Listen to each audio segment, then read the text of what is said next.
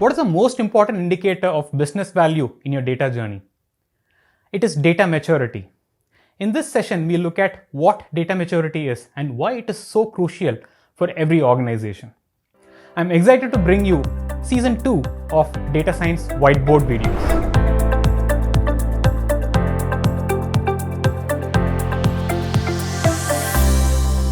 In Season 1, across 12 short 5-minute videos, we covered several interesting topics such as data maturity, how to build your data team, and how to track and measure ROI from data.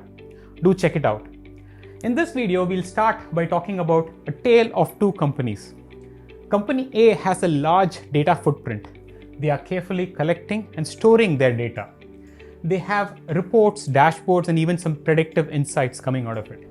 But overall, they're using data ad hoc and in a transactional manner. Compared to that, Company B has a vision on how data is going to help their business. The leadership funds and drives it from the front, and they have teams aligned with the vision. And they have strategic projects and processes and capabilities continuously fine-tuned to get value from data. Now, if I were to ask you, which of these two organizations would get the most value from data? Is it a surprise that it is going to be Company B? Deloitte's digital transformation survey says that of those organizations which are considered to be data mature, 45% of them beat their industry average growth estimates. So how does an organization become data mature? Gartner says that companies typically go through 5 levels of progression. Level 1 is where data is used in an ad hoc manner. Companies operate in multiple silos amongst themselves, and there is no trust in data, and it is used transactionally, quite like our Company A. Level 2 is where there are some early successes, there are some successful pilots, and there are a few individuals who are championing it, but it largely lacks executive support. Level 3 is where there are more business champions who come on board, and there is business alignment. However, there is standardization missing across many teams in the organization. Level 4, those challenges are addressed. Now, almost all units are using data and are tracking their ROI from it. And there is data leadership, such as chief data officers coming on board. Level 5 is where data is no longer an enabler. It actually drives the business strategy. And organizations at this level become the data leaders within their industry. Now, what are those 1 or 2 characteristics which are reflective of data maturity?